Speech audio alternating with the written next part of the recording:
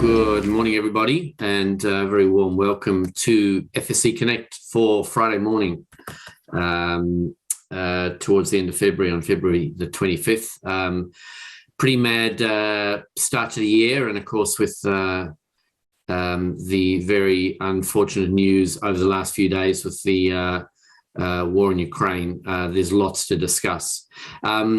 We are blessed to have David Boyle with us. David is a luminary around the marketplace, having been in a number of roles over a number of years, but brings to this discussion fantastic experience, fantastic insight, and capability.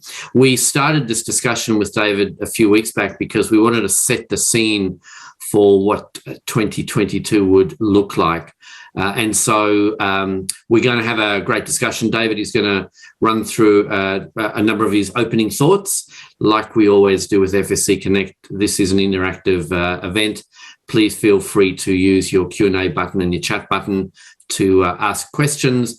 And we're going to have a bit of a fireside chat on really a raft of different topics, all the way from KiwiSaver to house price and interest rates and everything in between. So, folks, with that, delighted to welcome David. A very warm welcome to you from somewhere, I think, in Auckland. Thanks, Richard. Crikey, blessed. I'm impressed. I don't think I've ever been introduced in that way, which is splendid. And look, thanks so much for the opportunity to speak and present to everyone today. Just let me bring up my slideshow. So, crikey. All the slides I had, no, I haven't. I was going to say I've changed them all since yesterday. That's not the case, really. I think what happened yesterday is you know, it's a very challenging time. And I guess I was talking to our investment team this morning just to see how the markets were reacting. And look, I was thinking probably you'd much rather have an economist than my good self talking about this. And but, you know, I think at this stage, there's a lot of uncertainty. Some of the surprising points that just came out of my chat with the team was, you know, the NASDAQ is up 1.75%, which seems extraordinary. Well, it was at around 8:30, and the S&P is just up 14 basis points. Oil was up to $103. It's now $93 a barrel. And I guess, you know, the overriding factor of what's going to happen you know, from a market perspective, there's one thing that we think is going to impact is interest rates. And perhaps this aggressive approach around rising interest rates maybe could at least a little bit until we see a little bit more clarity around what's happening or what's going to happen in Europe. What we do know is financials are down, and growth stocks seem to be up, taking advantage of this. And you know, it's like anything. I could make up exactly what I think is going to happen, but ultimately there's a lot more work to be done and a lot more information to follow through. So really, what I wanted to do today was touch on things that I think in the industry we will and will be aware of, and just how that might impact our industry over the next 12 months. I was thinking, crikey, what a turnaround from 12 months ago to where we are today. We've got incredible growth in inflation. Interest rates have been going up and projected to go up a truckload more. The war in Ukraine has started. And of course, all wrapped around there is Omicron and COVID-19. And that is creating an incredible amount of uncertainty. It's kind of what I think is a perfect storm. And I think, you know, more than ever, our industry has got to be in a position to support our investors, and particularly through what will be, I suspect, quite volatile, a volatile period of time. And by that, I mean they're going to see their balances go up and down quite a bit over this year, and getting access to advice or incredibly good information so that KiwiSaver members and investors don't make rash decisions based on their long-term goals. So I want to touch on KiwiSaver advice in that sector. Obviously, there's a truckload of regulatory impact and things going on there. And I do want to kind of touch on one last idea that I'm going to be pushing a little bit more this year, and that's around losing the word retirement, but more on that later. So KiwiSaver, I mean, incredibly interesting. We've just had the transition from new default members, and also KiwiSaver members moving from conservative funds, which I'm assuming took place pretty much during December, maybe a little bit in January, perhaps buying high, and now seeing those impacts of the market. I'm wondering how those KiwiSaver members, if they are and been looking at their balances, how they've been feeling through the last 6 to 8 weeks, because that's been a pretty traumatic time, and I think there's probably more work to be done in that area. With the review of KiwiSaver that was just announced last week, I was really encouraged by a lot of the items and elements that they were looking at, in particular the small steps where the opportunity of perhaps gradually increasing contribution rates. It was suggested maybe 0.5, even 0.25 on an annual basis, automated, is going to be a really progressive way to help New Zealanders start contributing more without having to manually apply it, which I think could be a bit of a challenge with the review of the tax credits. If there is going to be a review around that, my personal view would be that we need far more information, and I think I touched on this at the end of last year, in respect of why New Zealanders aren't contributing to KiwiSaver now, and at levels that we would hope that they should be by now. So getting some research or insights from providers, from Inland Revenue, getting that data is going to be incredibly powerful, and I hope will be wrapped around in this review. The age bands, I think it's fantastic. It goes back to my point around retirement. We know that a lot of New Zealanders are working over the age of 65, and also those under 18, getting them started earlier and getting support from their employer, irrespective of age, I think has to be a great thing. And the total ban on REM packages may, in fact, help with contribution rates anyway, because we know a lot of New Zealanders, I know that a lot of New Zealanders are either on contract or in a situation where their KiwiSaver is wrapped in their total REM, and consequently why maybe those members are not contributing a lot because of the impact it has on their salary, and also they're seeing that they're paying both the employer and employee. It's I think a psychological issue more than anything else. The one that I'm really rapt about is sidecar savings. And look, these things aren't new. We talked about this when I was at the Commission for Financial Capability back in the old days. And then in 2018, I raised the suggestion that having sidecar savings, or an ability for New Zealanders linked to KiwiSaver, and anyone actually, to save regularly via their salary or wages, and building up this emergency fund is going to be so powerful, and I think will benefit so many more New Zealanders that can afford to do it, to take away those life's bumps around emergencies, where it's fixing a car, replacing lost items, or even through a period of time when they're not working. And there are articles, and I've put a couple of links in this presentation that goes back to some of that thinking. And I really encourage the government to reach out to all parties and get some great feedback around these items. It has been changed and tinkered with a lot, and we've got to be mindful of that. But I think some of these suggestions, which have been well thought through various incarnations at CFFC and the Retirement Commission, is worth investigating further. Probably my last point on this is advice or support for those members is going to be incredibly crucial this year.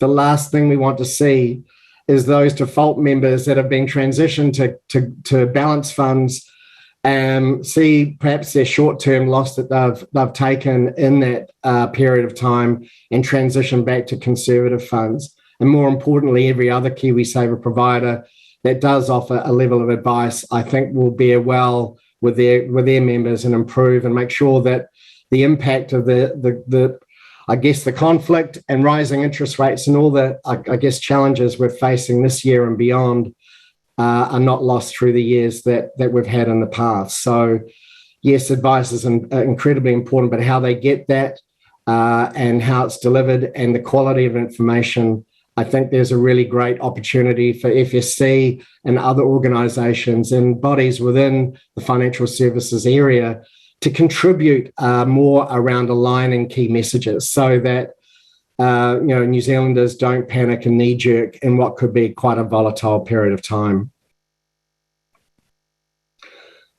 Advice.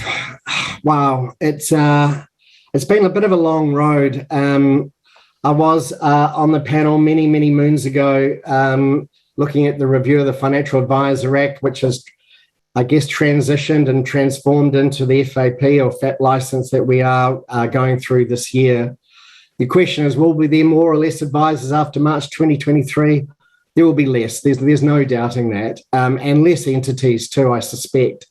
I'm kind of hoping, though, that from this period of time after March, we'll start seeing the growth of our industry. And maybe it's a turning point or a crossroads that we can attract, the next generation into seeing that this is a great vocation and a great career to be involved with. I think the corporatisation of financial planning firms has started and will continue to evolve. And I suspect under the new licensing regime, there will be more of those FAP licenses that provide a haven for those advisors, but also to encourage the next generation through. But I guess, the other key thing we've got to be mindful about is that there are a lot of New Zealanders that have accessed markets directly, and ensuring that they do also get the support through what probably the times that they've been going through have been incredibly positive, yet now with this volatility, there needs to be more improved communication around this. And I think this is where the value of advice and delivery of advice is going to be incredibly important. So there should be alignment around robo-advice, light advice, really good quality information, and this is where Sorted and the Retirement Commission can really add a lot of value. And I'd plead with them to really focus on this over the next 18 months or so as we go through these changes in the market and also the access of getting good information. We're going to need it more now than ever, I suspect. The regulatory impact, well, it's just ongoing, isn't it? There's just been so many things that have taken change. And if you look at that, those numbers, I pulled that from the FMA annual report. That was, I think, around at the 15th of March last year. You can see the type of numbers that were there. I know, talking to the FMA, that there is a good flow of licenses being granted. Again, they expressed that, the end of September is really the deadline to ensure that you're going to have a license to work under in March 2023. I think we're going to be in a situation where there will be a lot of change in the way, on the numbers of advisors and the entities, as I mentioned. Kofi is getting, it's like Christmas. It's been a long time coming and has been gone through a lot of reviews. There is a feeling within the market and perhaps a little bit of concern. We're getting to that final reading to ensure that the outcomes that were sought will actually come through that bill, but it's going to have a massive impact on providers, not just banking and insurance, that will flow through to investment fund managers and alike and advice. So that'll be one to watch. I know that the FMA has this on their radar as well, and is ensuring that providers and entities are not misleading around the way that they're approaching environmental and social and governance elements with their investments. And I think this is an incredibly important asset or area to be focusing on. More and more investors are asking this question. We've got a lot more information available, and there will be more information made available to investors through TCFD, and I guess seeing behaviours change with the listed companies and how they're going to apply these elements to their business. I think those that adopt ESG and build that into their business framework will ultimately be more valuable in the future, and one where investors will be more attracted to. Value for money, I know that there's been a lot of water under that bridge and quite a lot of consultation. I think that's continuing. I don't think that there's an absolute outcome yet, and there's further discussions between the industry and the FMA around that. There's been some trials. There's been quite a lot of feedback and work being generated around this. I guess from my personal view, I would hate to see that we start homogenizing our, I guess, the choice of investment options. And I guess that comes down to advice as well. If we apply a cookie cutter approach, I just don't think that's going to be of benefit to all New Zealanders. Everyone's circumstances are genuinely different, and people will be seeking advice and product relative to their circumstances. And I think the key thing is making sure that it's not just fees, but it's also what are the services and support, information, and even advice wrapped around that I think will be really, really important to continue those conversations to make sure that we have got a sustainable industry as well, and we provide a range of products and services that are going to meet the future investment needs of Kiwis. And I think this is where there's been a lot of consultation. I really hope that continues. I think it's really important, along with all the other regulatory change. We've seen how the triple CFA has impacted lending. There's obviously a discussion around that to see whether it's gone too far. But like anything, I've been really encouraged by the ongoing conversations between the regulator and providers and industry representatives. And I hope that continues, because there is a lot of work to be done this year, and we still want to make sure that we provide an appropriate product and service for New Zealanders, particularly in that KiwiSaver and I guess growing the regular contribution outside KiwiSaver and assets and investment management.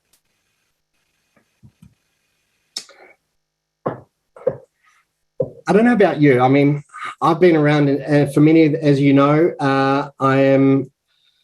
it'll be 40 years that, believe it or not, I started my career in financial services, and I bring that to life through joining the Post Office Savings Bank. Shows how old I am, in Ashburton. So it'll be 40 years in April that I've been in this industry and seen an incredible amount of change, some wonderful outcomes.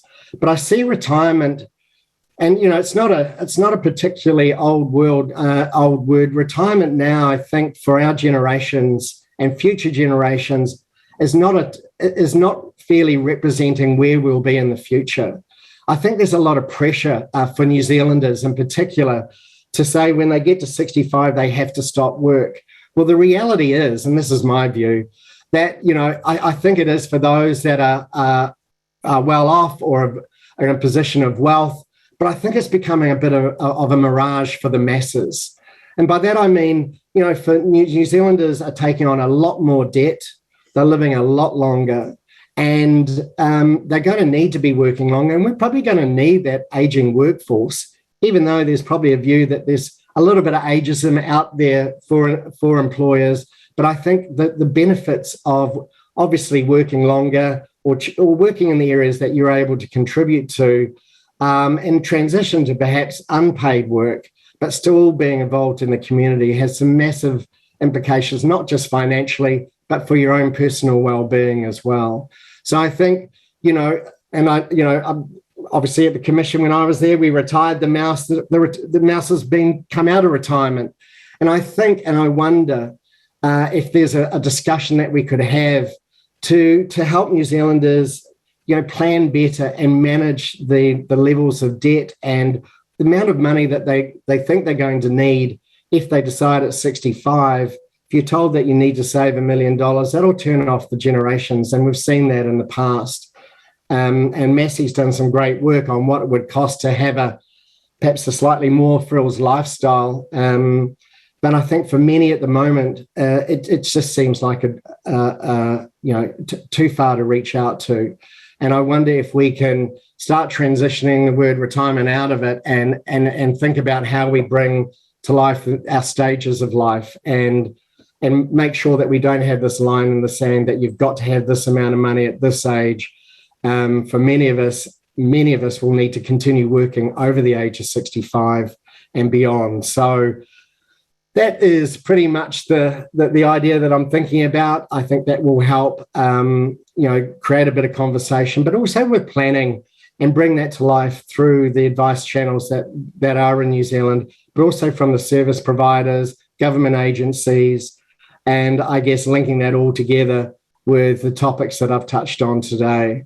So, Richard, I'm sorry I've probably dribbled on a little bit too much, but that's where it is. I mean, to answer the question, Will, which I thought was a reasonably good title, I must say that I got the idea when I was at Christchurch Airport. They were advertising Year of the Tiger. I thought of Trisha Edmonds because she always kicks off the year from a Chinese New Year perspective.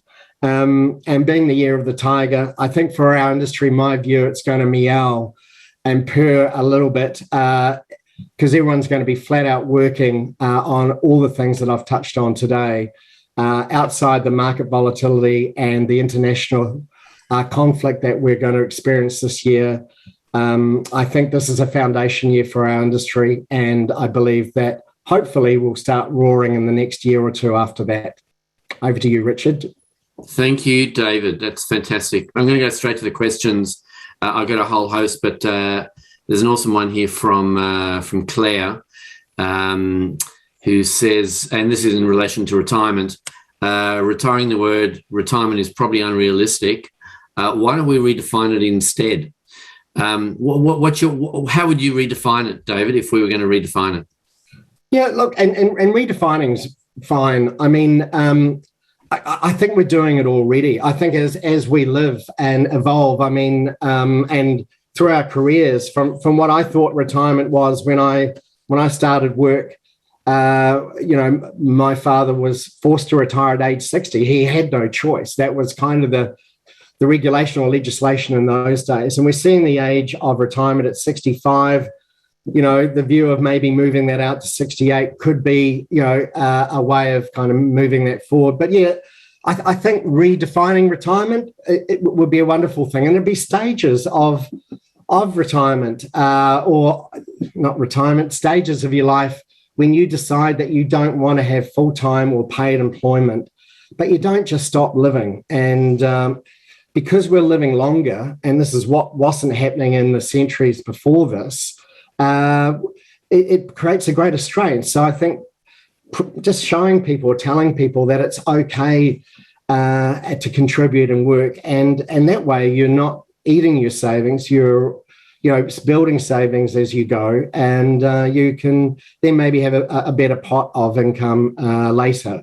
And it also means that, which I was always fearful of, is once people get to 65 in KiwiSaver, they will then put their money in the bank. And that's just not going to be the right option, because they could be living for another 20 or 25 years. So they need their money to be working as long as they do. Yeah, Greg suggests maybe the word should be retread, but I think that's tongue-in-cheek. But just picking that point up, right, which is, I mean, in many ways, retirement is defined because there's so much that sits around it, i.e. the payment of NZ Super. So then it becomes an age piece because it's a budget piece. But actually, this redefinition is it's much wider than that, right? But it feels like there's at a political level certainly, but broadly there's a lot more factors that kind of go into making a call about what's the right age, and then that redefinition, isn't it? Yeah, and this is where it becomes particularly personal. I mean, we know that there are many New Zealanders that physically can't do the work as they get older, and they'll need to retire perhaps from that line of work, but there could be opportunities, and I think there will be, where they could retrain or find other lines of work that they could fit into. And I think, everyone's going to have their goals, objectives. This is why, having a financial plan or a life plan is so powerful. And we're coming to a stage where the access of that is going to get harder, and the affordability of it actually is going to be harder. And we've seen, from Australia, just recently last year, they are reviewing and asking the question, how do we get affordable advice back out to Australians because of the amount of regulatory change that has impacted the delivery advice as well. So I kind of think that everyone's circumstances are different, and they're going to need support and alternatives and options and information that will help them make better decisions. But to put the pressure on people that they have to work to a certain age and then they need to stop work, I just think it's not relatable these days, and we're seeing that happen already. Yeah. So interesting, Boyle. Our research, all the money and you research, which is all about, it's not about money. It's about you.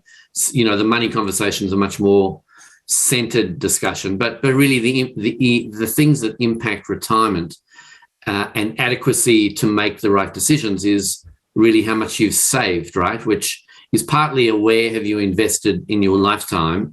It's also clearly partly a KiwiSaver conversation. Most people have their wealth in New Zealand in property, but KiwiSaver is growing. I mean, paint the picture for us, if you will, about the shifts that you've seen and how powerful will KiwiSaver be to actually redefine retirement? Yeah, it's a really good point. I think when you look at property, and I just look at this anecdotally, we're seeing those that are nearing or in retirement starting to think about where and how they can unlock some of the value in their property today. And there has been a move out of the larger cities into the regions, and that's obviously put pressure and increased property prices there.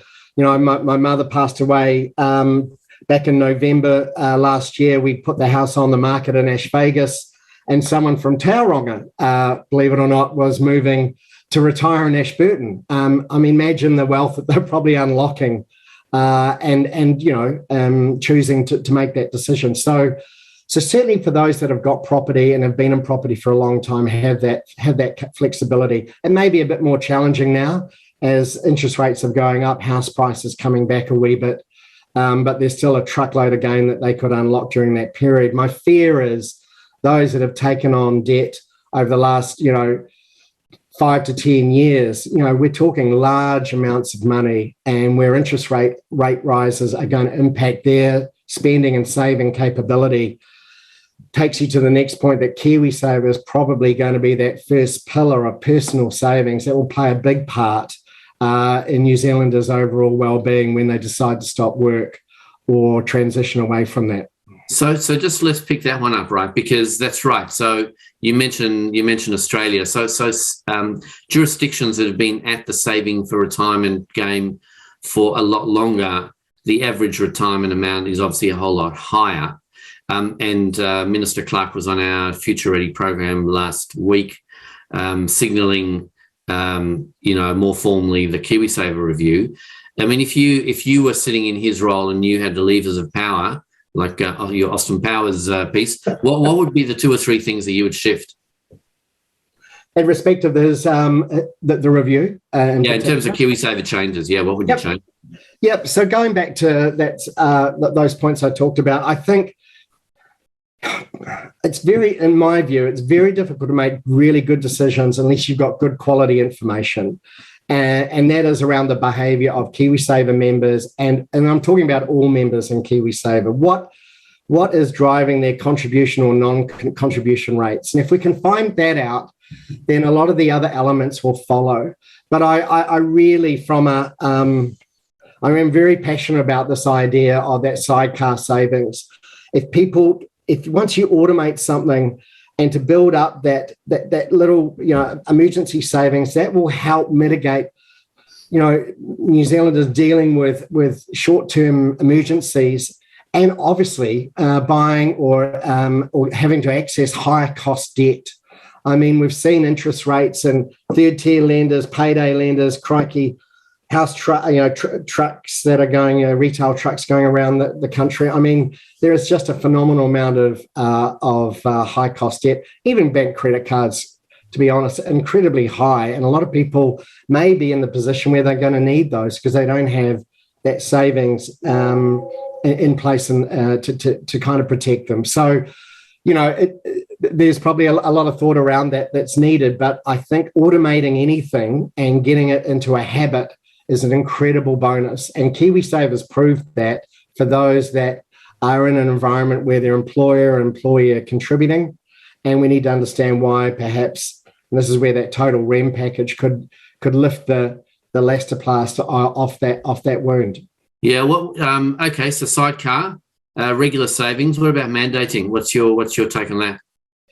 Mandating the regular increases. Yeah, so like make KiwiSaver rather than soft compulsion, just go compulsion. Look, through COVID, it's proven if you put a good case up, people will follow good advice, good guidance, stay locked away, etc. Why wouldn't you apply that same behavioural psych to mandating contributions to KiwiSaver, because it's in everyone's best interest? Yep. It's funny, I still sit on the fence with this, and it's a debate and conversation. I personally, there are two things that I think compulsion is probably useful for the majority of New Zealanders and probably beneficial, but I don't think it sits and fits well with all New Zealanders. I think it's very difficult with the cost of living, the amount of debt that people have. Putting money into KiwiSaver, if they're not getting rid of first their high-cost debt and getting mortgages and interest rates that are impacting their long-term outcomes managed, then you kind of hope that the behaviour of New Zealanders will do the right thing and get rid of that high cost first. Look, as providers, and we're not a KiwiSaver provider, but we do, and our underlying investment manager for a number of schemes is, certainly it's a wonderful win for the industry and providers. So we do have a bias around that, but I do think this is where probably a more robust discussion needs to take place before it's implemented. And these steps that the government's looking at KiwiSaver at the moment may give us a better picture on whether that discussion is something that we should make more topical and as a priority in the next year or so, depending when they start this review. Yeah, thanks. Look, I think obviously without wanting to put you too much on the spot, because it's a very large piece of government policy. The KiwiSaver sector will kick through $100 billion likely this year. So there's a lot more at stake. And of course, tackling adequacy in retirement and the levers to do that, particularly as you mentioned with house prices, is kind of important. Well, I'm going to segue. Murray's asked a really good question. Just take us back to the financial advice conversation. Yep. Murray's asked a really good question, and this is around bridging the gap in advice. So, costs are going up to run an advice business. Advisors kind of need to charge for their time and their experience. What's your take on the value for money in advice and whether Kiwis will pay for it, or how do you kind of jump into that so more New Zealanders take advice and see advice as part of their long-term solution? It's a great question. It's one that I think we've had a multitude of discussions within the industry ever since I've been around. Affordability advice is getting more challenging for more New Zealanders, and there's less providers of that. We're seeing even, larger institutions pulling back a little bit because of the risks of advice and the regulatory environment for that. I think, the first thing we have to do is show New Zealanders the value of advice. And as an industry, we can all apply some thought and alignment with that, because it's a bit like planning. You really need to understand the outcome. Like, if you're going to go on holiday, you don't turn up at the airport and think, where am I going to go today for my holiday? I mean, most New Zealanders probably spend a truckload more time planning that holiday, working their steps out, and maybe getting a travel agent or some support advice or information that will make them and help them make it and enjoy and have a better outcome with their travel. The same has to be with their own financial well-being. So I think, we need everyone, and that means, those that are within public and private to talk about the real value of it. Yes, New Zealanders need to also pay for it. But there could be, and there should be, levels of costs that are appropriate for individual circumstances. Someone who's just starting out on KiwiSaver, it should be a short-term conversation and maybe understanding a little bit about their personal circumstances and how they can best navigate to the next stage, perhaps getting into their first home, getting rid of personal debt. Those things don't need a lot of time and effort, but it's a great foundation to someone that, once you've reached retirement, the advice is really either to maintain the income that you've got or you want to sustain your retirement, but also how you may want to grow or pass that on to the next generation. And I think, we're in a bit of a sandwich generation that, older New Zealanders and our parents are living older. We've got our children still, and coming up through the ranks and having a lot more debt than they probably did when we were at school, and joining work. There's just advice, I think, is an incredibly important component. We just need to show New Zealanders they've got to pay for it, but show the value of it. And we're all responsible for that. And that's something I really want to focus more on this year, in particular around when I'm talking in the media around helping New Zealanders get ahead. Yeah, you kind of mentioned in your opening comments the piece around changes you're seeing in advice businesses. And the regulation has kind of driven, more professional conversation, a more sustainable model. What are the big trends you're seeing for good in that regard? Well, I think I think there are a lot of current financial advisors that are working out where they sit in the new regime. As particular, New Zealand has been made up of a lot of individual small one-man or two-man bands, and they've been really successful in a lot of cases to provide a service to a small group of New Zealanders. But we are seeing some advisors now transitioning out. It's saying, well, that they're not going to be, going forward as advisors, and entities buying businesses as well, and bringing them under a more corporate structure. I think there's a wonderful opportunity for attracting new advisors, because I've not seen a lot of that coming through. But my gut says that as mortgage and insurance advisors and those organisations start looking at how they're building their business in the future, their structure will most likely be an attractive proposition for the next generation to look at advice as a vocation, not something you just sell as a product. And I think there's still some work to be done there, but I'm really hoping that through this last wave of licensing, we don't lose the great quality advice that is out there predominantly, and that is then transition to the next generation. And the way that's going to be delivered will be in a variety of different forms, depending on people's circumstances. So, just picking that up, right? This is the notion of younger advisors, but also younger clients. And, what's been amazing to see this last couple of years is the rise and rise of the platforms and the rise and rise of people jumping into them. Do you think the advice business model that perhaps our generation are comfortable with, which is the kind of the face-to-face, belly-to-belly conversation, is different for our kids, who are actually more than happy to jump on a Sharesies app or a Hatch app and basically do their research, use the tech, not really talk to anyone, but still kind of manage their wealth and their savings appropriately?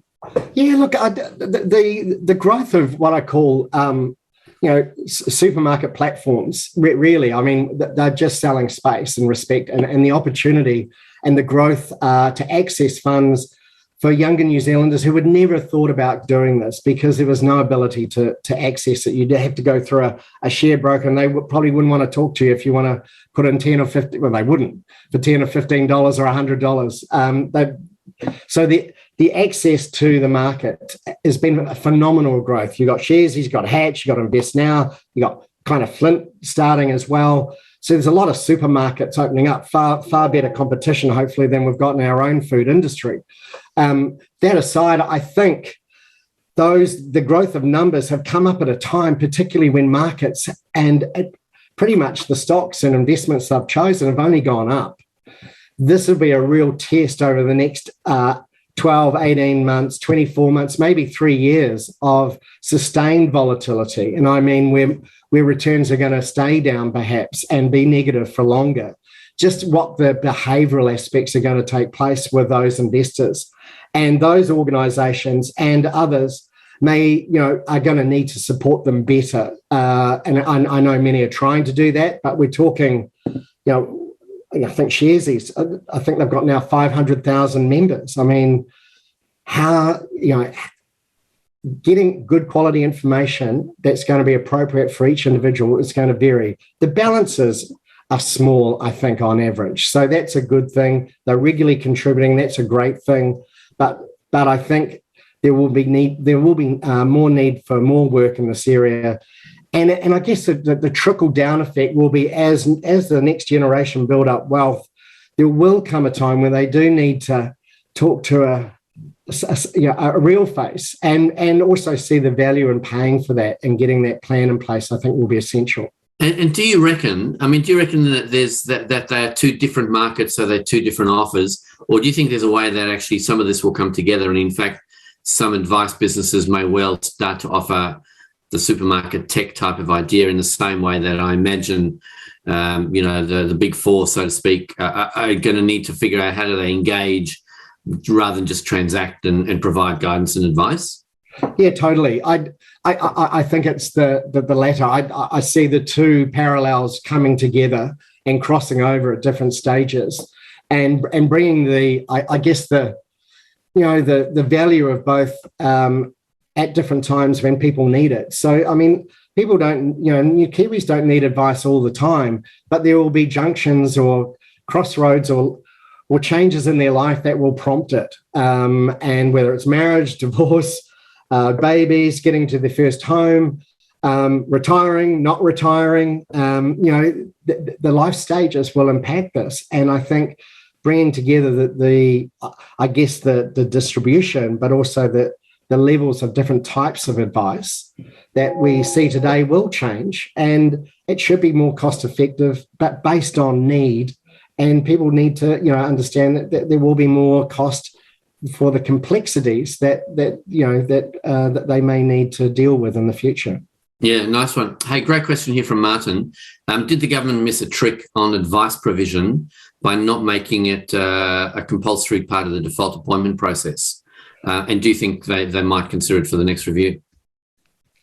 Yeah, look, my personal view on that would be that access to advice from a provider's perspective, whatever level of advice is available, I think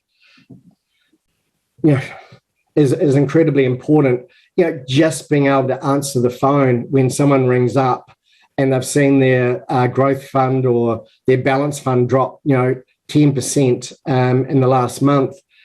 You need to provide a level of service, and I think that is going to be a real challenge, particularly for some default providers that have transitioned into that new environment. I mean, keeping fees down, incredibly important. I know that was the pretty much 100% focus of the default provider review. So now it's building up where you got the fees down. What other things are you going to invest in that will deliver those outcomes that are going to not hold people's hand in the good times, because you don't need to do that. It's when things like have happened yesterday, when we've seen interest rates rising and seeing markets shoulder that impact. And, there's probably no way that any provider could deliver full advice to all of their members. But I think providing great access to information, support is going to be crucial. Because my fear is you're going to have really low fees, but if they drop out of the market or transition from a balanced fund back to a conservative fund now, realising that loss, the impact of their overall financial well-being will be far, far greater than the reduction in dollar fees they've saved over that period of time. Yeah, I think that's a really interesting debate. The need for a much more whole and holistic view of what are the components that make success in any investment. And obviously fees is a component, but it's certainly not the be-all and end-all, is it? Yeah, no, and fees are fees, and you're getting different and value for money, hopefully, from the different propositions that are out there. A lot of those fees don't just include the management fees. They include administration costs, servicing costs, the advice, if there's advice wrapped around that. There are a lot of ways that, as long as it's transparent and people can see what they're paying for, then, I think it's going to be important to kind of help with that area, particularly in these tougher times. Yeah. Boyle, just segue to a couple more topic areas, and folks, please keep those questions coming. This is the conversation around kind of financial capability, and you obviously worked on the inside of the Retirement Commission, and there's lots of work going on in lots of different places around helping Kiwis to become better with the language of money. I mean, why is it so tough? Why are most of us spending more time planning our holidays than planning our financial plans? Because holidays, Richard, are so much more fun. And, you're getting an instant outcome of a bit of a plan, and hopefully, if it all goes well, then you'll have, a memory that will last for a lifetime. And I think, our industry, whether we care to admit it or not, is actually pretty boring for most New Zealanders. It's something that is always perhaps in the back of our mind, but our day-to-day life issues and responsibilities, puts retirement and planning and crikey dealing with savings and investment right at the back until something happens. So you might recall, when I was at the Commission, the FSC and the industry as a whole came together and developed a glossary of consistency around terms and information that they would look to cascade through all their communications. I think, while it's never easy to bring everyone together and get alignment, I think there should be some key themes that we expand outside KiwiSaver around saving, around investment, and in particular, using the right words that people can connect to and taking out a lot of the jargon, which I think's got a lot better. But if you read any other PDS or investment statement today, I double dare you if you don't start nodding after probably page 3 in the document. We do need to make accessible information available to investors so they understand but don't get too lost in all the other regulatory requirements that we have, or else it gets very difficult. It's just too hard, and that's why people don't do it. It's just too hard. Hey, great question here from Paula, and this is just around education and competency. Do you believe that the level of competency for investment advice will move from level 5 upwards for advisors? Yeah, totally. And many advisors I know and have been around perhaps as long as me, have got excellent qualifications and also life skills to bring to the table for their investors.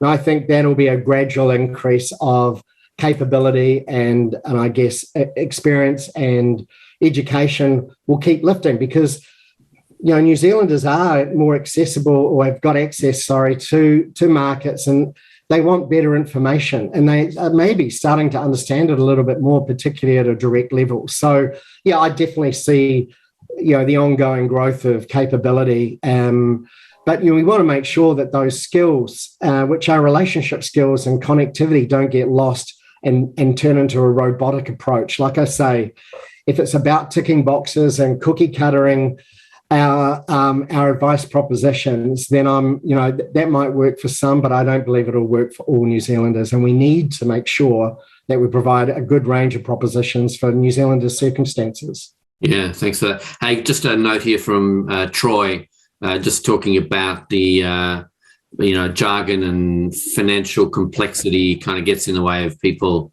actually engaging with stuff. It becomes a bit of a big barrier.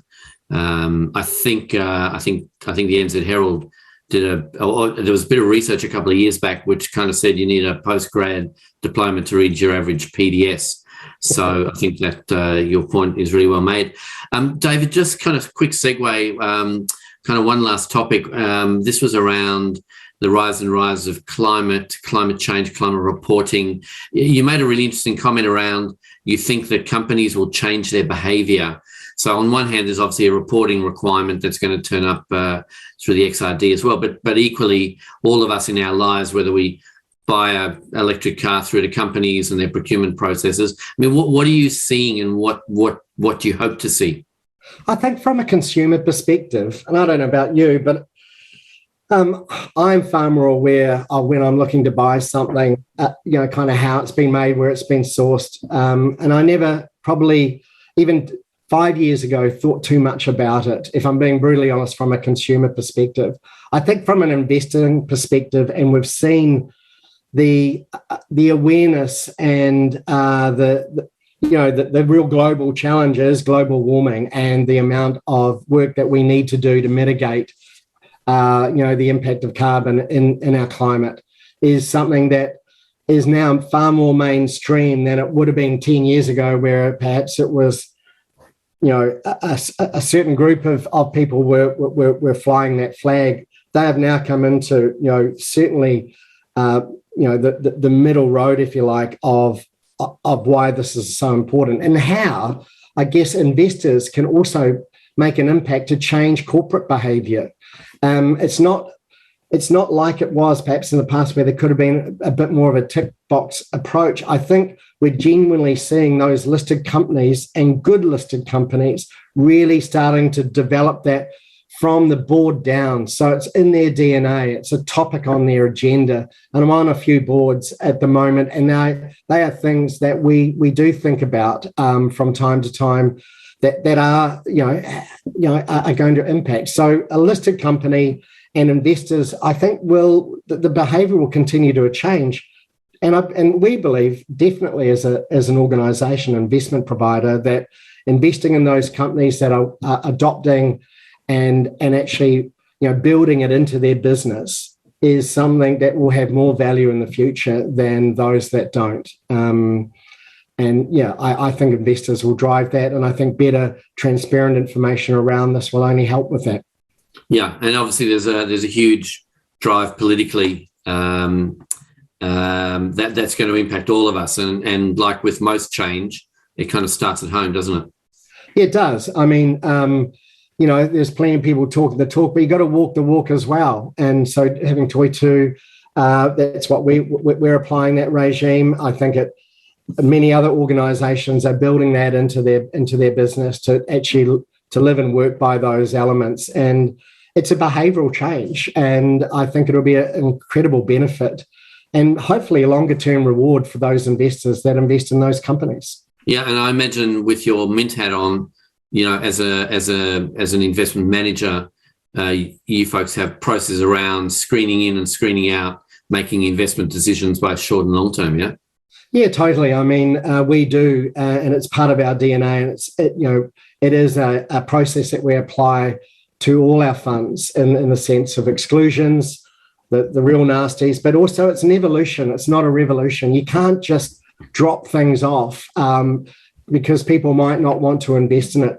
I think we've got a role as a provider and an investment manager to raise these concerns and ask these questions to those companies and get greater comfort that they are starting to adopt those elements. And there's some really good examples of that happening in even New Zealand stocks, but we're seeing a far greater weighting of that globally, and that will continue to apply and cascade down to companies all around the world, I think. Yeah, we're going to have a separate session just on that particular topic, actually, with David Ireland and Kamal Jalan in March. So more to come on that one. Boyle, last question for you, and this hour's gone super fast. It's the theme of today was to get your perspective as a long-term participant and experienced player in the market of the year ahead. If we're sitting here in 12 months' time, what do you hope has happened for you personally, but for markets generally, and for New Zealand? I guess the first thing, if we could stretch it out to March in a year's time, I'm really hoping by that stage we've got a good core foundation of financial advice providers that will deliver a range of different services priced appropriately for their channel. And the evolution of New Zealanders building the value of advice is going to come from that. I want to see, hopefully, the attraction of our industry by that time to be, again, a foundation to attract the next generation to build and grow that advice proposition in New Zealand.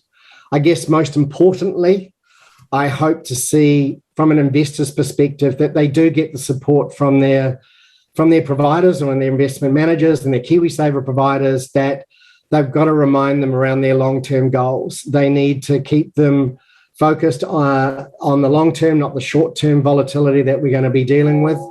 And, I hope that we won't see the extreme rate increases that were and are still currently proposed, because my sense is that the market is going to slow pretty quickly, and the conflict may only exacerbate that in the short term. So if I'm still around this time next year in the industry, which I hope I will be, I really hope that we've got a lot of that regulatory work out of the way, that we can now build a true industry of advice and delivery of financial services that will meet everyone's needs, no matter how small or large investor they are.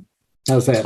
Well, as the Chinese proverb says, may you live in interesting times, and they certainly are interesting times, probably frightening times in many ways. And David, thanks for a really fabulous tour of some of the key issues. There are a number of things we didn't get to. The social insurance question that's come up in recent times, more on house price and so on, but that's okay, because we've got a lot of other awesome sessions coming up. And of course, FSC Connect is really a platform for exploring a range of topics across the sector. Next week, we're launching our Financial Resilience Index. We also have the FMA CEO, Samantha Barris, for her first outing with the FSC community coming up as well. And then we're going to hear from a range of awesome financial advisors talking about financial capability and advice for women, and many other things besides. So just look out for the various EDMs that are coming out, or hit the FSC website or give us a call. But there's plenty to come out. On behalf of all of us, David, in the virtual world, big round of applause. Really appreciate it. This session has been recorded. It will be uploaded. If you missed it or you want to look at it again, feel free. And on that note, folks, really appreciate you taking the time this morning. Have an awesome weekend, and hope you and your whānau are doing okay. And that's it from us. And thanks again, David. Thanks, mate.